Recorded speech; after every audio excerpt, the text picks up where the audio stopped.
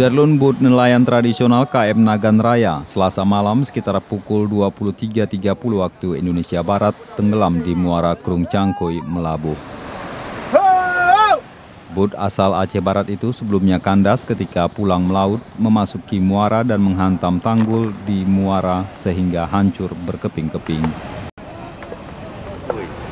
Ini sejak dulu sering musibah, tapi dengan adanya tanggul yang telah dibikin di sebelah, itu ada kekurangan dikit. Nah, sehingga terjadilah pada saat ini yang sebelah kiri, sebelah badan saya itu belum ditanggul.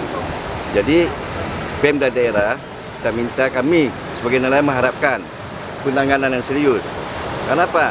Dengan ditanggulnya ditambah tanggul tingkat-tingkat 25 meter lebih, itu masyarakat nelayan, jalur yang dilalui oleh bot-bot itu tidak begitu mengalami kendala.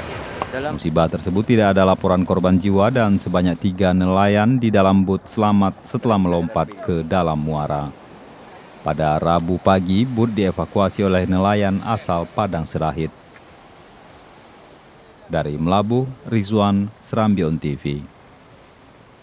Ya, gerbang kayu.